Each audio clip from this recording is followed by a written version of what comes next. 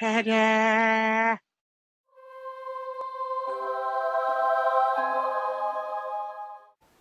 For this 3-minute rules, we will be looking at the movement phase. In particular, we will look at charging a fleeing enemy and multiple charges on a unit.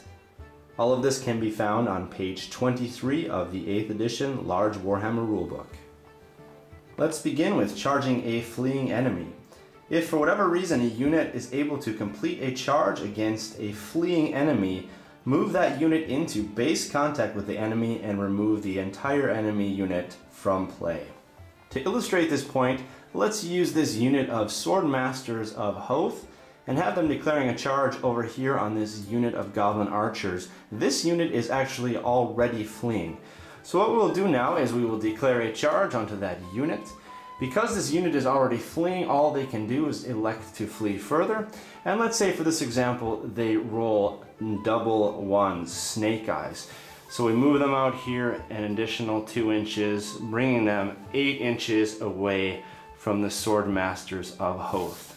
Now the Swordmasters will be given the chance to roll out their charge, 2d6, and we will roll that here. And they get it with no problem. 11 plus their 5-inch movement is a total of 16 inches. So that will bring them now crashing into base contact with the Goblin Archers, at which point this entire unit will be removed from the game as it is hacked to pieces and destroyed. Now a unit that runs down a fleeing enemy in this way will find itself oftentimes pulled out of position, and therefore they are allowed a chance to reform on a leadership roll. The High Elves have a leadership of 8, so let's roll this out. And they actually fail this now with a 10, so they will continue where they are and stay in the position they are when they caught the fleeing unit. Were we to pass the leadership, say if we rolled a 5, with a leadership of 8, this unit would be allowed the opportunity then to make a free reform and to face back into combat.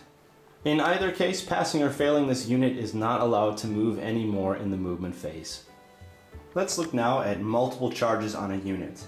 If several units have declared a charge against a single unit, in this case the dwarf unit, then we roll out both of these at the same time and try to move them in so that we are able to maximize the base contact with the unit that is being charged. In other words, we want to have as many models as possible able to fight in the battle. Assuming that both of these models have made successful rolls for charging, let's move them in and show how this looks. Let's take this unit first.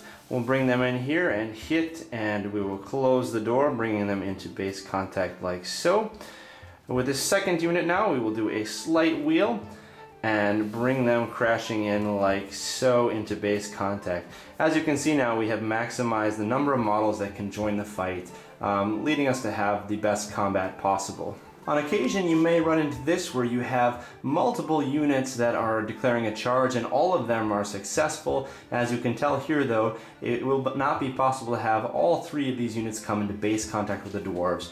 In this case, what you need to do is to try to move the units in like so, and move this unit in like so. And because this unit also made a successful charge, we will move it up to here within 1 inch of its own unit and consider that to be then a failed charge. Moreover, when it is apparent that not all 3 of the units can make their way in, the charging player can always decide which of the units that he or she wants to actually move into combat. We can say in this case, just for this example, we will have those top 2 move in and have them complete the charges. And with that, we come to the conclusion of this 3-minute rules on the movement phase, both charging a fleeing enemy and multiple charges on a unit. Thank you for joining us here at Grey Army Gaming, where Grey can always play.